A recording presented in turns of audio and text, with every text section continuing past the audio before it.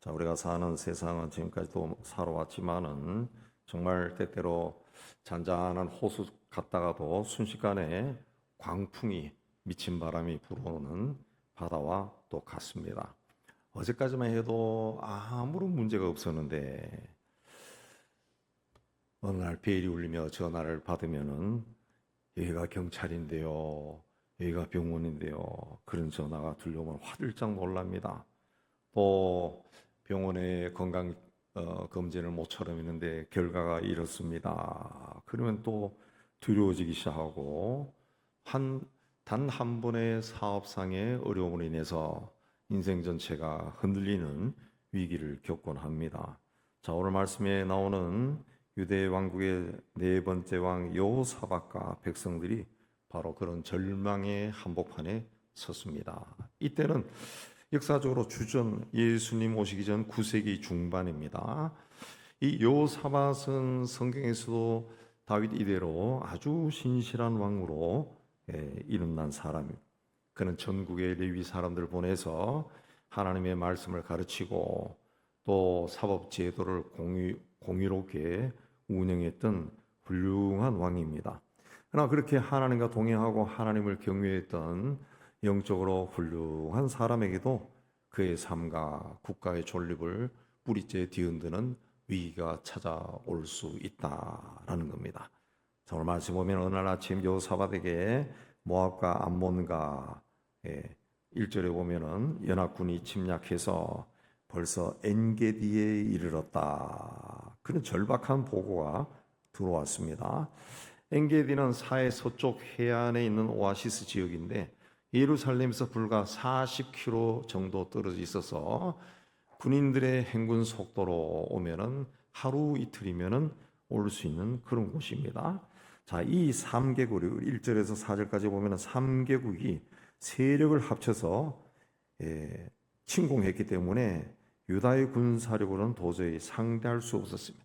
왕국의 전망은 풍전등화와 같았고 온 백성의 목숨이 찰나와 같은 순간에 빠져버렸습니다. 자, 이런 삶의 낭떠러지 끝에 서고 절망스러운 상황에 우리가 들어가게 되면은 세상 사람들은 혼란에 빠져 자책하거나 누군가를 원망하거나 혹은 인간적인 수단과 방법을 찾아다닙니다. 그러나 오늘 말씀은 인생의 가장 어두운 순간에 믿음의 길을 걸어가는 사람들은 무엇을 어떻게 해야 하는가 우리에게 하나하나 가르쳐 줍니다.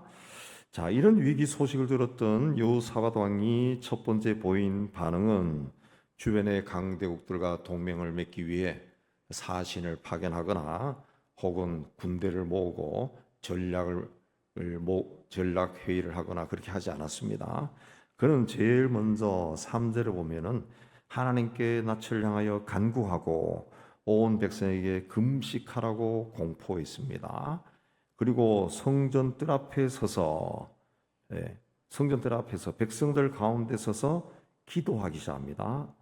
5절에 보면은 여호사밧이 여호와의 전 셋들 앞에서, 그래, 셋들이라고 하는 것은 여호사밧 왕 때 성전뜰을 공사해서 확장했다고 합니다. 역사적으로. 그래서 셋들이다 그렇게 이야기합니다. 자, 오늘 말씀을 기록한 이 역대기는 그 저자가 명확하진 않지만 에스라 선지자가 아닌가 그렇게 봅니다. 그 바벨론 포로에서 돌아와 무너진 성벽과 가난 속에 낙심해 지내던 이스라엘 백성들에게 힘을 주기 위해서 쓴 책이 바로 역대기입니다. 자, 이 역대기는 포로 생활을 하다가 돌아온 백성들에게 우리가 승리하거나 또 과거 다윗의 영광을 회복하는 것은 무기나 군대에 있는 것이 아니라 하나님을 향한 신앙에 있다, 기도를 회복하는 데 있다 라는 것을 가르쳐 주기 위해 역대기를 기록한 겁니다. 자, 여호사밧이 하나님 앞에 나가서 뭐라고 기도했습니까? 하나님, 적들이 쳐들어옵니다. 저 적들을 막아주세요. 하나님, 물리쳐 주세요 하고 자신의 요구를 늘어놓지 않았습니다. 그럼 먼저 하나님이 어떤 분이신가 깊이 묵상하고 하나님 되심을 온 백성들 앞에 선포했습니다. 그래서 6절에 보면 우리 조상들이 하나님 여호와여 주는 하늘에서 하나님이 아니시니까 이방 사람들의 모든 나라를 다스리지 아니시니까 주의 손에 권세와 능력이 있사오니 능히 주와 맞설 사람이 없나이다. 그렇게 고백했습니다. 여호사밧은 하나님이 어떤 분인지 분명히 아는 사람이, 그래서 그 하나님 앞에 나가 하나님의 절대 주권을 고백합니다. 모압과 암몬과 이 마온의 연합군이 아무리 강하고 군대 수가 많다고 할지라도 온 우주 만물과 세상 나라를 다스리는 분은 하나님이시다. 그걸 선포한 겁니다. 하나님께도 그렇게 이야기한 겁니다. 이 세상 만물을 다스리는 분은 하나님이 아니십니까? 그렇게 이야기했어요. 그 7절에서 9절에 보면은 또 과거에 하나님이 베푸신 은혜와 언약을 하나님 앞에 다시 되새겼습니다. 특히 9절에서는 과거 솔로몬 왕이 성전에서 봉헌하며 드렸던 기도를 그대로 인용했습니다. 뭐라 했습니까? 만일 재앙이나 난리나 견책이나 전염병이나 기근이 우리에게 임하면 주의 이름이 이 성전에 있으니 우리가 이 성전 앞과 주 앞에 서서 이 환난 가운데서 주께 부르짖은즉 들으시고 구원하시리라. 그렇게 하였나이다 라고 이렇게 고백합니다. 자, 기도라고 하는 것은 우리가 많이 하지만은 또 깨달아도 또 돌아갑니다. 인간이 항상. 자, 기도는 뭐냐? 단순히 내가 원하는 것을 하나님 앞에 떼쓰듯이 요구하는 것이 아닙니다. 열심히 간구하세요. 열심히 기도하세요. 쉬지 말고 기도하세요. 라는 것은 그야말로 하나님 바지가랑이를 붙잡고 막 때를 쓰라 그런 뜻이 아닙니다. 하나님의 약속을 붙들라는 거죠. 하나님의 말씀을 붙들고 어떤 상황 속에서도 흔들리지 말고 기도하라는 그 뜻입니다. 예.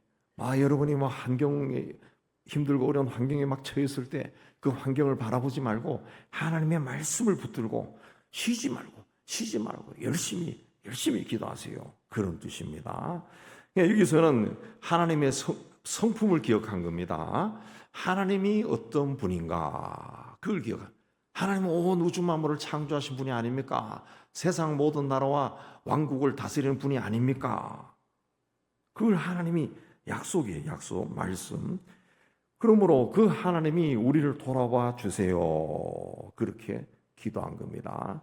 우리가 살아가면서 큰 시련을 만났을 때 낙심하는 이유는 문제 그 자체 때문이 아니라 문제를 바라보다가 나를 구원하신 하나님, 그 하나님이 얼마나 크신 분이고 얼마나 나를 사랑하고 나에게 신실하신 분인가, 이걸 자꾸 잊어버리기 때문에 그렇습니다. 그래서 우리가 만난 이 현실적 문제가 점점 커 보이는 거예요. 점점 커 보이는. 예. 그러므로 우리가 하나님 앞에 나가 기도할 때는 내가 만난 문제보다 나에게 인생을 허락하시고 세상을 다스리시는 하나님이 더 크신 분이다. 그 하나님은 세상을 창조하신 분이다. 전능하신 분이다. 이걸 선포하고 그 하나님을 묵상하고 하나님을 찬양해야 됩니다. 그러면은 두려움과 걱정, 근심으로 번잡했던 그 마음이 편안해지고 하나님의 뜻이 있겠구나. 하나님이 인도하시겠구나. 그런 믿음이 생기는 겁니다. 그래서 누누이 말씀드리지만 예수께서 우리의 기도를 가르칠 때도 하늘에 계신 우리 아버지여, 그걸 제일 먼저 하려고 그랬어요. 누누이 말씀드리지만 하나님이 어떤 분인가 그걸 먼저 묵상하라는 거예요. 하나님 깊이 생각. 하늘에 계신 우리 아버지가 누군가 1시간 묵상해도 괜찮다는 거예요. 그 하나님을 묵상해서 그 하나님이 어떤 분인가 그 내 마음속을 내 심령을 꽉 채우면은 그 다음에는 세상의 문제로 안 보이죠. 안 보입니다. 그 내 인생도 내일 일도 내가 모르는데 하나님이 다 주관하실 것이다. 그런 믿음이 생긴다는 거죠. 자, 하나님의 절대 주권과 하나님은 이런 분이다 라고 선포한 여호사밧은 자신들이 처한 처절한 현실을 하나님께 그대로 고백합니다.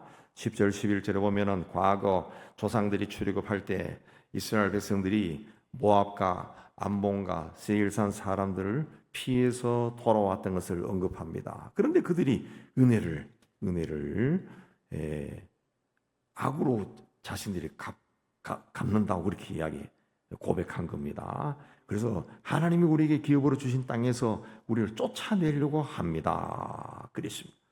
그리고 여호사밧은 그들이 12절에 큰 무리다.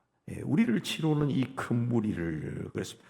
이 큰 무리라고 하는 그 성서의 원뜻은 뭔가 하면은 그 굉장히 소란스러운 정도로 사람들이 막 때로 몰려온다는 겁니다. 수적으로 감당할 수 없을 정도로 굉장히 많은 사람들이 막 몰려오고 있다는 거예요. 그러니까 인간의 힘으로는 어떻게 감당할 수가 없다는, 감당할 수 없을 정도로 우리와는 비교할 수 없을 정도로 어마어마한 사람들이 또 강한 군대가 우리를 치려고 막 떼거지로 몰려오고 있습니다. 그걸 이야기한 겁니다. 그래서 12절에 뭐라 했습니까? 우리 하나님이여, 그들을 징벌하지 아니하시나이까. 우리를 치러오는 이 그물에 우리가 대적할 능력도 없고 어떻게 할 줄도 알지 못하고 그래. 대적할 힘이 없다. 적을 막아낼 능력이 전혀 없다는 거예요. 전혀. 우리 백성들 숫자나 우리가 가진 무기나 또 우리가 가진 전략으로 이 적을 물리칠 능력이 우리에게는 전혀 없다. 그랬습니다. 무능하다. 어떻게 할 줄도 알지 못합니다. 그랬습니다. 왕으로서 또 군대 지휘관으로 머리를 쥐어짜고 온갖 회의를 다 해봐도 위기를 벗어날 어떤 지혜도 전략도 떠오르지 않습니다. 고백함. 세상적인 관점에서 보면은 왕이나 대통령이나 수상이나 최고 지휘관이 국가의 어떤 위기가 닥쳤는데 나는 어떻게 할 수가 없어. 그렇게 말하는 것과 똑같습니다. 똑같습니다. 그런데 하나님 앞에서는 이렇게 고백하는 것이 중요하다는 거죠. 하나님 앞에 나와서 내가 조금 해볼게 이렇게 하는 것이 아니라 나는 아무것도 할 수 없습니다. 자신의 무능함, 무기력함을 고백할 때 그게 하나님 앞에 정직하게 서는 것이고 그걸 하나님은 기뻐하시고 그런 고백을 통해 하나님의 힘과 능력이 도움이 역사하는 겁니다. 자, 그래서 신앙생활 할 때 오랫동안 이 하나님의 은혜와 기적을 하지 못하는 이유가 어디 있는가 보면은 여전히 내 안에 나를 믿는 그 뭔가가 있다는 거죠. 내 지식, 내가 알고 있는 지식, 내 경험, 내가 가진 재물, 내가 가진 또 인간관계 이런 것들이 아직 내 곁에 막 얼기석이 얽혀 있다는 거죠.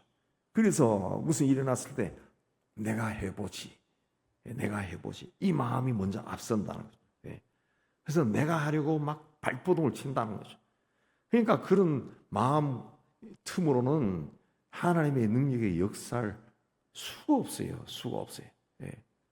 내 힘에 손을 풀고 내 지혜의 미천이 바닥났음을 하나님 앞에 솔직하게 고백해야 하나님이 보이고 그 하나님 앞에 무릎을 꿇을 수 있고 하나님의 역사가 일어나기 시작합니다. 그래서 여호사밧은 뭐라 그랬어요? 자신의 무능함과 자신의 지혜가 한계에 다다랐습니다 라고 고백했어요. 그러고 나서 오직 주만 바라보나이다. 오직 주만 바라보나이다 라는 성서의 그 원뜻은 우리 눈은 오직 당신에게 고정되어 있습니다.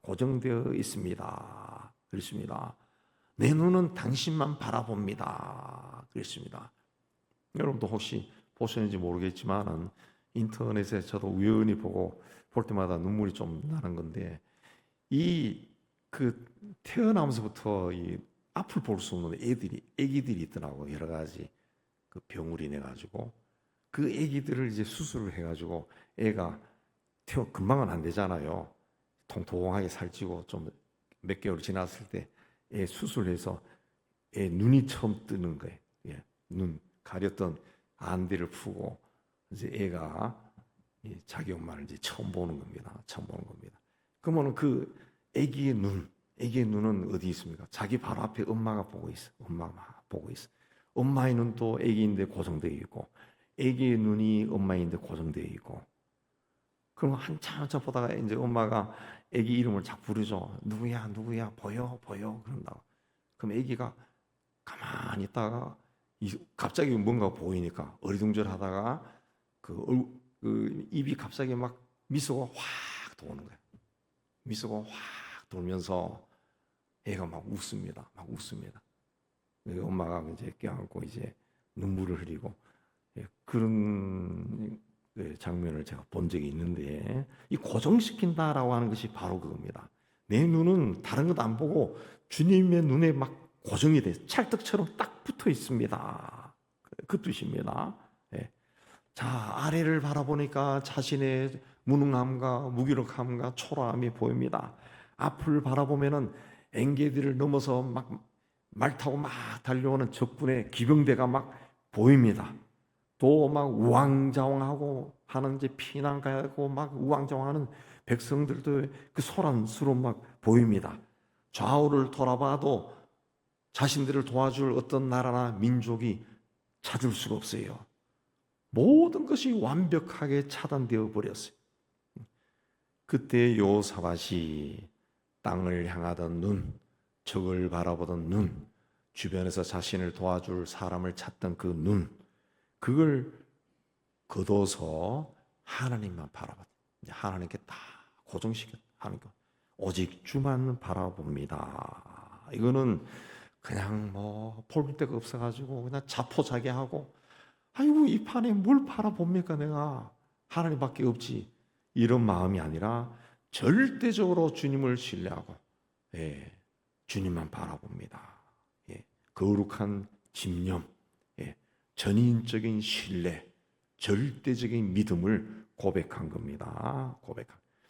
우리가 흔히 살아가면서 하는 실수는 뭡니까? 항상 어떤 문제가 생기면은 문제를 자꾸 생각나는 거예요. 문제를 바라봐. 그 문제가 점점 커집니다. 하나님을, 그러다 보니까 하나님을 잊어버려요. 그리고 하나님을 바라본다 하면서도 내가 만난 이 문제가 얼마나 큰 건가, 그걸 자꾸 생각하는 겁니다. 제가 언젠가도 말씀드렸지만 제가 하도 잠이 안 와가지고 신경과 가서 상담도 하고 그랬었는데, 그러니까 잘 때 뭐 그 친절하게 또 이거 들어보세요, 이거 명상 음악이에요. 근데 그걸 이어폰으로 귀에 꽂고 들으면 난 귀가 아파가지고 잠이 더 안 올 것 같아. 그래서 그건 사용 안 했어요. 우연히 하나님이 지혜를 주신 것 같은데, 뭐 생각했는가 하면 둘러가지고 제일 좋은 게 뭘까 하니까 숫자 세는 거더라. 숫자도 100부터 세면은 199 그러면은 신경이 쓰일 것 같아. 신경이 막 숫자 틀리면은 99 했다가 96 하면 97을 왜 안 했지?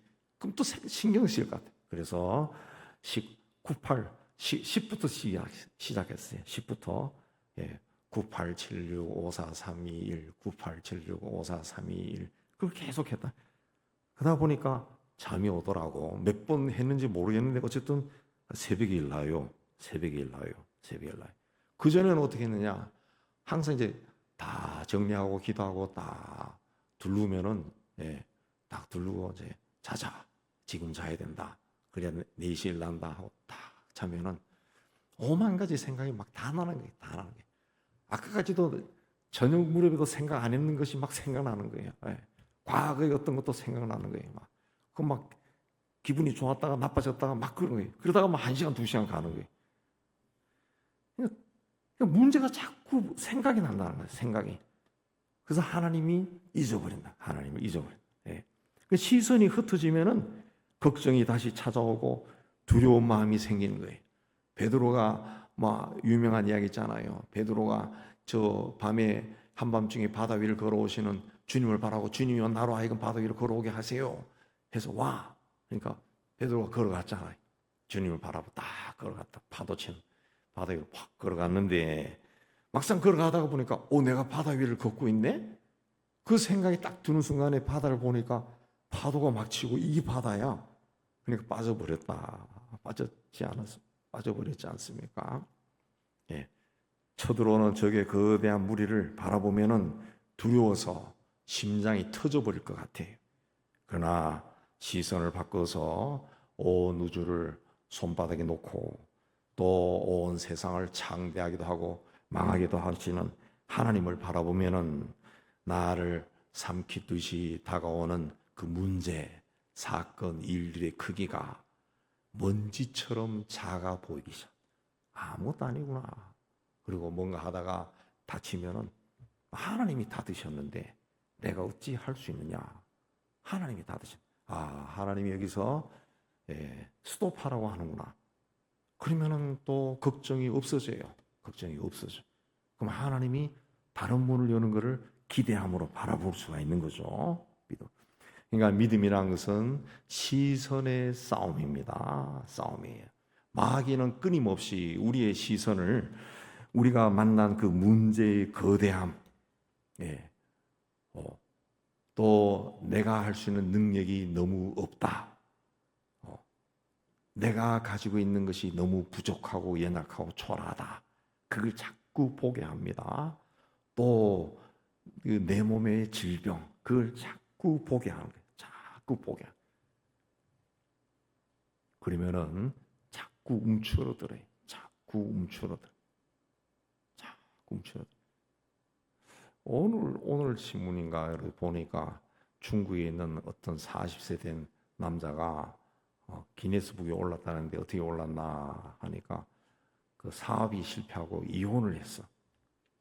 절망 가운데 막 술 퍼먹고 일하다가 이렇게 하면 안 되겠다. 그래가지고 스쿼트를 하루에 100번, 팔굽혀펴기 100번, 윗몸 일으키기 100번, 또 뭘 100번, 그리고 하루에 10km 뛰기. 그걸 매일 했다는 거예요. 매일. 그 매일 하다가 이제 달리기 붙으니까 그러면 마라톤을 하자 해가지고 매일 마라톤을 42.195km를 달렸는데 제가 외우지는 않아서 잘 모르겠는데 그걸 500일을 했다나? 매일 달리는 거예요. 매일 달리. 그러니까 중국의 전 도시에 가서 다 달린다는 거예요. 자동차 몰고 고다음 도시 가서 뛰고 그 다음 도시 가서 뛰고 마라톤 대회란 대회는 다 참석하고 그렇게 하니까 이 몸과 마음과 정신이 완전히 건강해지더라. 그래서 나는 다시 할 수 있다 하고 다시 해보겠다 이런 마음이 생기더라. 그런 기사를 봤어요. 신앙도 마찬가지입니다. 자꾸 우리 앞에 있는 내가 만난 그 문제 이거 바라보면 걱정이 점점 커지고 나중에 두려워지는 거야. 이렇다가 어떻게 되지? 막 두려워지는 거예요.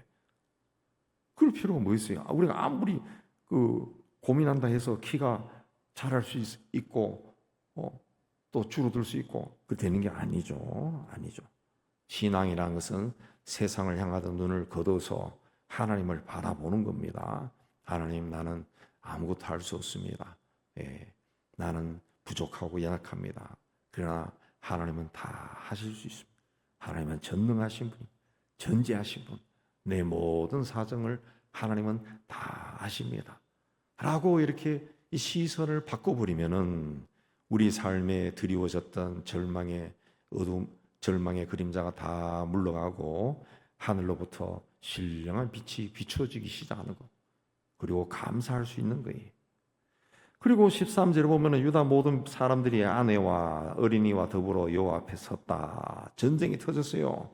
당장 내일이면 적들이 예루살렘 성벽을 넘어올지 모르는 비상사태입니다. 그러면은 무기를 들 수 있는 사람은 다 모아가지고 무기를 나눠주고 방어 전략을 짜기도 바쁠 겁니다.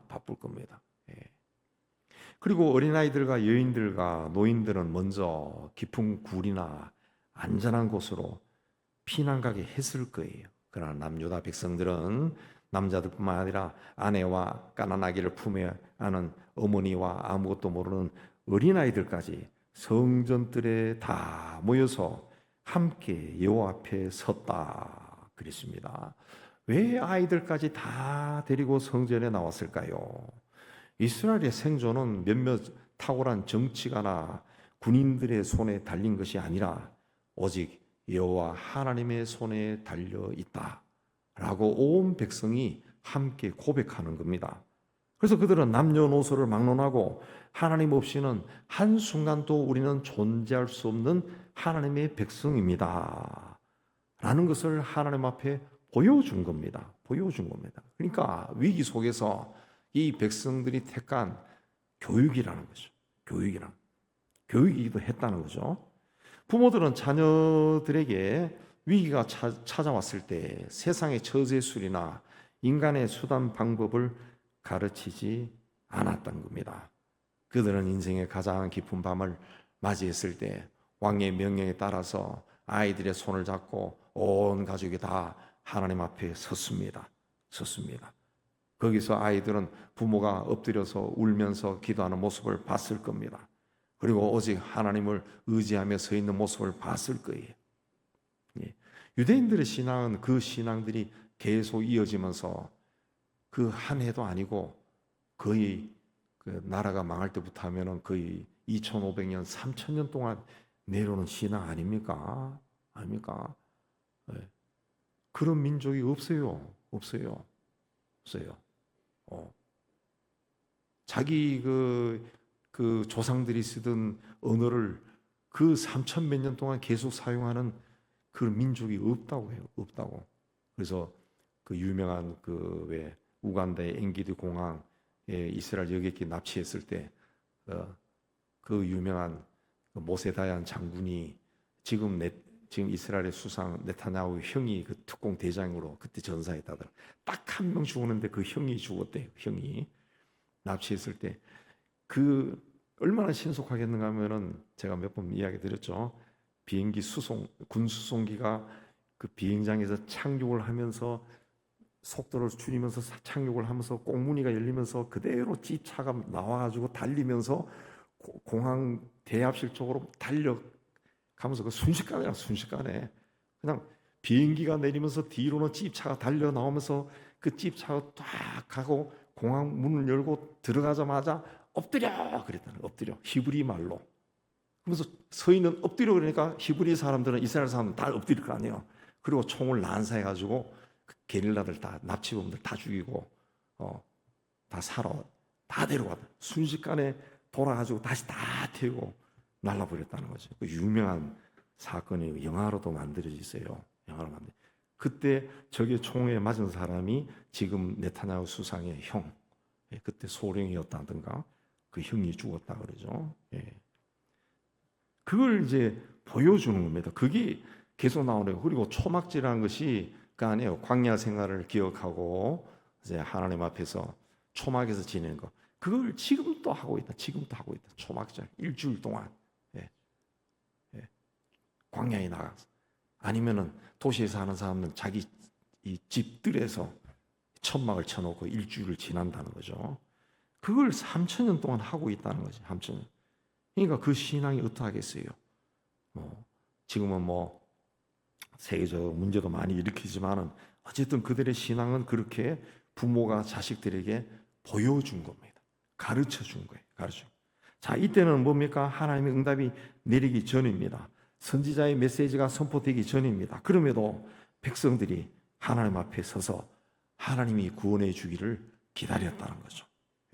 왕과 백성과 부모와 자녀가 한 마음이 되어서 하나님의 구원을 기다렸다는 거예요. 오직 주만 바라보나이다. 기다렸다. 그럼 하나님도 어떻게 할 수가 없을 것 같아. 그래서 오늘 우리 읽지 않았지만 14절에 보면은 여호와의 영이 회중 가운데 있는 레위 사람 야시엘에게 임하였다 그랬습니다. 그리고 하나님 말씀이 선포됩니다. 15절에 너희는 이 큰 무리로 말미암아 두려워하거나 놀라지 말라. 이 전쟁은 너희에게 속한 것이 아니라 하나님께 속한 것이다. 17절에 이 전쟁에 너희가 싸울 것이 없다. 대열을 이루고 서서 여호와가 너희를 구원하는 것을 봐라 그랬습니다. 온 백성이 하나님 앞에 서서 하나님의 구원함을 기다리며 기도할 때 하늘 문이 열리고 하나님 말씀이 들려왔다 그랬어요. 오늘날 여러분의 삶을 위협하는 NKD 연합군은 무엇입니까? 도무지 내 힘으로는 극복할 수 없는 삶의 무게, 또 감당하기 힘든 이 질병, 지병, 도저히 풀리지 않는 꼬여버린 실타래 같은 인생, 이런 것들이 여러분을 누르고 있습니까? 유다 여호사밧과 백성들이 걸었던 길을 걸어 가시기 바랍니다. 그들은 위기를 만났을 때 세상적인 방법을 사용하지 않았습니다. 제일 먼저 기도의 자리에 나갔습니다. 하나님의 절대 주권과 하나님의 신실하심을 선포했습니다. 그리고 우리는 적들과 싸울 힘도 없습니다. 어떻게 할 줄도 모릅니다. 자신의 무능함을 솔직하게 고백했습니다. 그리고 오직 주만 바라보나이다 그랬습니다. 그들이 자신의 손에서 칼과 창을 내려놓고 오직 주만 바라봤을 때 주님의 역사가 일어났습니다. 그 이하에 쭉 보면은 적들이 서로 분열해서 서로를 싸우게 하고 자기들끼리 싸운 겁니다. 유대의 백성들은 칼 한 번 휘두르지 아니하고 그들의 전리품을 거두는 브리가 골짜기의 승리를 경험하게 된 겁니다. 경험하게. 자, 오늘은 하나님은 이 말씀을 통해 우리에게도 세상 살아가면서 어떤 위기의 순간을 만났을 때 너의 힘과 지식과 경험과 네가 가지고 있는 것들로 인생의 방정식을 풀지 말라. 하나님 앞에 나와 정직하게 서라. 이참에 좀 시선을 돌려서 나를 바라봐라. 왜 이런 일이 일어났을까? 좀 내가 너로 하여금 나를 좀 찾으라고 한 것이 아니냐라고 말하실 수도 있다는 거죠. 있다는 거죠. 그러니까 우리에게 힘이 없다, 연약하다, 부족하다, 나는 아무것도 없어요. 그럴 때가 오히려 하나님의 역사를 불러일으킬 수 있는 그 자리에 내가 서 있다라는 것을 믿음으로 받으시기 바랍니다. 얼마나 그 좋은 자리입니까? 얼마나 그 은혜의 자리입니까? 자, 우리의 시선을 주님께 고정할 때 우리의 절망은 하나님의 역사를 일으키는 거룩한 무대가 될 겁니다. 우리 인생 살아가면서 승리하고 패배하는 것은 내 손에 있지 아니하고 하나님의 손에 있어요. 전지전능하신 전지, 나에 대해서는 모든 것을 다 아시는 그분, 그리고 무엇이든지 하실 수 있는 그분의 손에 있다는, 그분의 손에 있다. 그분의 인도하심을 바라보라는 거죠. 바라보라는 거죠. 내가 뭐가 있고 뭐가 있다 해서 자꾸 그걸 사용하라고 하지 말고 하나님의 인도함을 하나님 앞에 좀 무릎 꿇고 묵상하면서 그분의 인도함을 바라보라. 그때 하나님의 어떤 신실함이 나타나고 정말 이 하나님이 이렇게 인도하는구나 라는 것이 매일매일의 삶에서 또 여러분이 가진 문제 속에서 하나하나 나타날 겁니다. 그것이 쌓이고 쌓이면은 하나님에 대한 생각이 달라진. 하나님은 이런 분이구나. 그랬어요. 말씀드리지만 예수께서 우리에게 가르친 기도가 하늘에 계신 우리 아버지요. 그건 주문 외우라는 게 아니야. 기도할 때 하나님이 누군가 깊이 생각하고 기도해라. 그 뜻입니다. 하나님 오직 주만 바라봐서 하나님의 은혜 가운데 서는 여러분 다 되시기를 주의 이름으로 축복합니다.